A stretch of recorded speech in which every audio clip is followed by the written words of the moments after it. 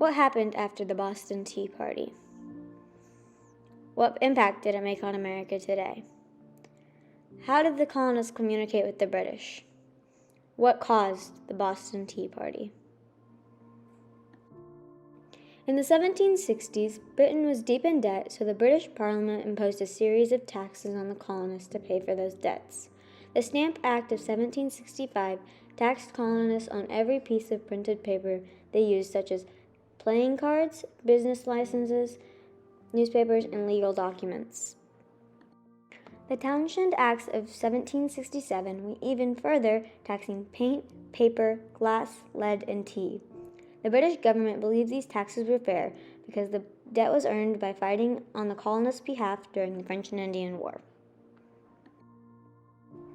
What did the British do to cause the colonists to revolt? The British left the colonists alone for a long period of time. Then they started to put in more and more regulations to regain control of the colonists following the French and Indian War. This angered the colonists because they felt it was an attack on their freedoms and liberties as British citizens, and they felt that this was leading to a more tyrannical government. The colonists were upset that they didn't have any say in the taxes, and they thought it was wrong that Britain gained all of the revenue and that they didn't get anything to further themselves for the future. How did the colonists communicate with the British to express their dislike of the taxes? All right, the American colonists talked to the British in two ways. First, they sent letters, including petitions like the Olive Branch petition, to try to let the British Crown know, hey, we're upset. The other way was a little more harsh. They boycotted British goods and chose not to buy from Britain, which hurt British companies. The Boston Massacre was a street fight that started when the colonists threw snowballs, ice, and oyster shells at the soldiers that were guarding the Boston Customs House. British reinforcements were sent and killed 5 colonists and left 6 wounded. The Boston Massacre increased the colonists' rage towards Britain. Eventually, the British would lift all taxes except for the tea tax. They weren't going to just give up on $12,000 that they get per year on the tea. In protest to the tax, the colonists boycotted tea that was sold by the British East India Tea Company. They started to smuggle Dutch tea, which caused the British company to have millions of extra pounds of tea, and they faced bankruptcy. In May of 1773, the British Parliament passed the Tea Act, which allowed the British East India Tea Company to undercut the prices of other tea companies, although they still taxed the tea when it reached the ports. Tea smuggling in the colonies increased, but the cost of the smuggled tea was higher than the taxed tea. John Hancock and Samuel Adams were a couple of the prominent tea smugglers who wanted to continue to smuggle tea, but ran out of money to do so.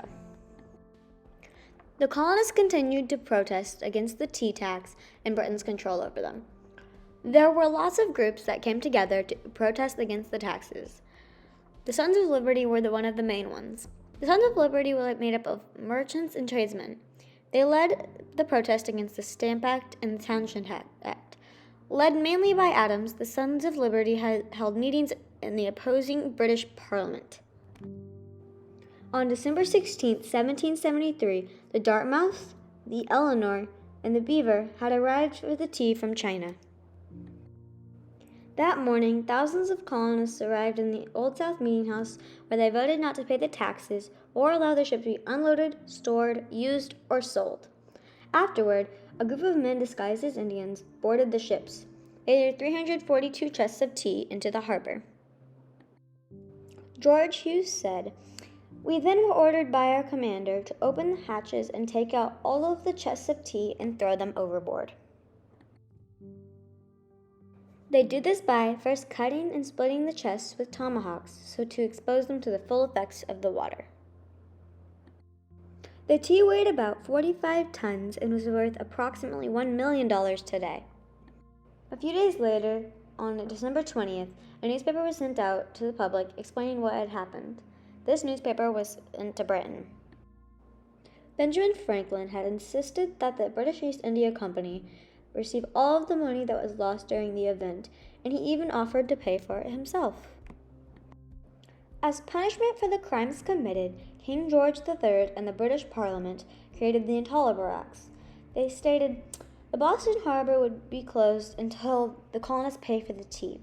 It banned free elections of town officials. All judicial authority was moved to Britain. It also required the colonists to provide space in their homes to British soldiers. Some people may not know this, but there was actually a second Boston Tea Party. The second one took place in March of 1774, when 60 Boston colonists boarded the ship Fortune and dumped 30 chests of tea into the harbor. The event wasn't as impactful as the first one, but it did encourage other colonies to start dumping tea. Many colonists felt that Britain's Intolerable Acts were very unfair.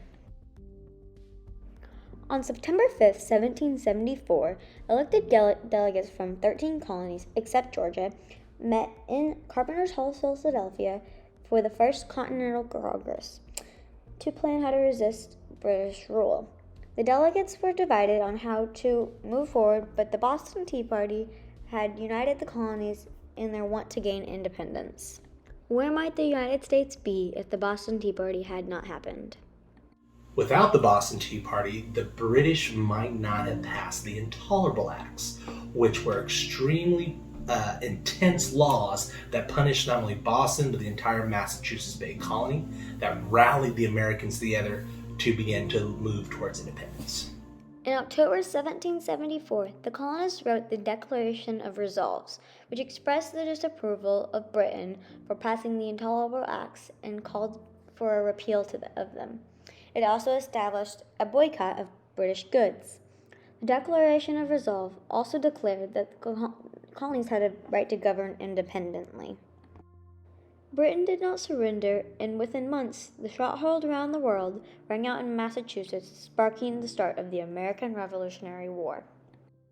Did the Boston Tea Party lead into the American Revolutionary War? I think the cause of the American Revolution was a concept known as salutary neglect. And that's what I explained, where the British left us alone for so long and then started coming back in and putting all these taxes and abuses. The Boston Tea Party was a part of that protest against this intense British takeover and taxation that we hadn't experienced in generations. The Boston Tea Party was an important historical event that led the United States to become independent of Britain.